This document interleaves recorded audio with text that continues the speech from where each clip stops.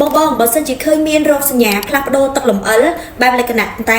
ទៅជាពណ៌សដូចខ្ទុះឬក៏ពណ៌សដូចទឹកដោះគោដូចទឹកបាយមានលក្ខណៈបែបពណ៌លឿងឬក៏ពណ៌បៃតងធ្លាក់ហូរមកមានសភាពក្លិនស្អុយឆ្អាបមកជាមួយនឹងគឺជារោគសញ្ញាទៅលើការរលាកទ្វារមាសបងដឹងអត់ថាកាលណាដែលយើងធ្លាក់មកបែបនេះវាជាការផ្លាស់ប្ដូរនៃពណ៌ទឹកលំអិលដែលឆ្លងទៅដោយពពួកមេរោគដូចជាពពួកមេរោគបាក់តេរីមេរោគផ្សិតឬក៏ពពួកមេរោគ STI អញ្ចឹងពពួកមេរោគ STI វាមានច្រើនចាដែលឆ្លងដោយពពួកមេរោគកាមរោគដូចជាប្រភេទ Chlamydia ប្រភេទប្រមេះទឹកបាយប្រមេះទឹកថ្លាឬក៏ជំងឺយើងថា Trichomonas ដែលធ្លាក់មកគឺមានសភាពក្លិនស្អុយក្លិនឆ្អាបមកជាមួយស្ត្រីខ្លះទៀតគឺគាត់ឃើញមានអាការៈរមាស់នៅតាមបរិវេណនៃទ្វារមាសរបស់គាត់ឬក៏រមាស់នៅផ្នែកខាងក្នុងទ្វារមាសរបស់គាត់ទុកយូរធ្វើឲ្យមានសភាពក្តៅឈឺផ្សាក្រហាយសូម្បីតែពេលបាត់ជើងតូចក៏មានអារម្មណ៍ថាឈឺផ្សានៅលើតំបន់ទ្វារមាសដែរហើយបើសិនជាយើងទុកវាកាន់តែយូរការរស់នៅជាមួយដៃគូយើងគឺមានផលលំបាកជាច្រើនដូចជានៅជាមួយគ្នាមានសភាពឈឺចាប់ក្តៅក្រហល់កាហាយឈឺផ្សាខ្លាំងពិបាកក្នុងការនៅជាមួយគ្នាជាពិសេសបងប្អូនខ្លះគឺគាត់ឃើញមានការធ្លាក់ឈាមមកជាមួយ